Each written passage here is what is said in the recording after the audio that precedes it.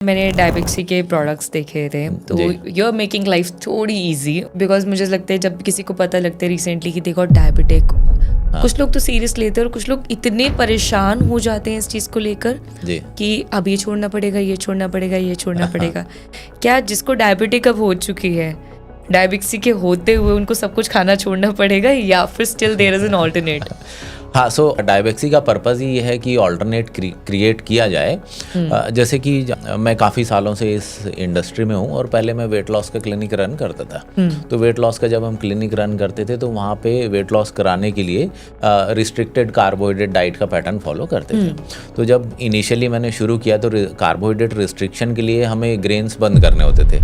तो हमने चावल बंद कर दिया, गेहूँ बंद कर दिया और जो डाइटरी पैटर्न है वो मेनली वेजिटेबल बेस या वेजिटेबल और प्रोटीन का कॉम्बिनेशन चलता था।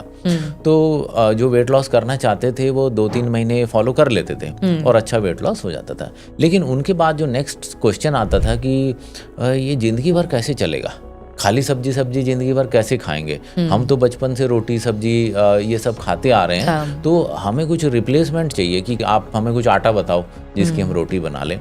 तो that's the place where started working on a replacement. क्योंकि मैं फार्मास्यूटिकल बैकग्राउंड से हूँ तो मुझे लगता था कि कौन सा ऐसा आटा होगा जो ब्लड शुगर नहीं बढ़ाएगा या इंसुलिन स्पाइक नहीं करेगा। तो अब कौन करता है भाई? कार्बोहाइड्रेट करता है। तो अगर हम एक ऐसा आटा बना लें जिसमें फैट और प्रोटीन ज़्यादा और कार्बोहाइड्रेट कम हो तो वो प्रॉब्लम सॉल्व कर देगा।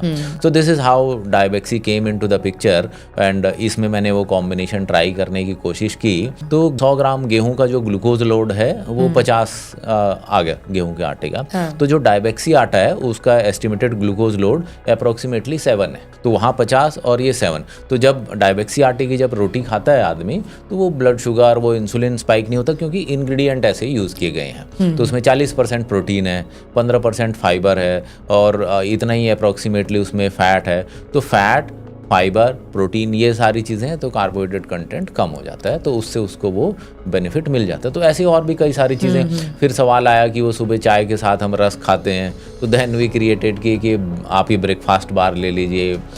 एलमंड कुकीज़ हमने बनाई कि मैदा और शुगर की बजाय आप एलमंड कुकीज़ यूज़ कर लें। तो then the snaking segment came.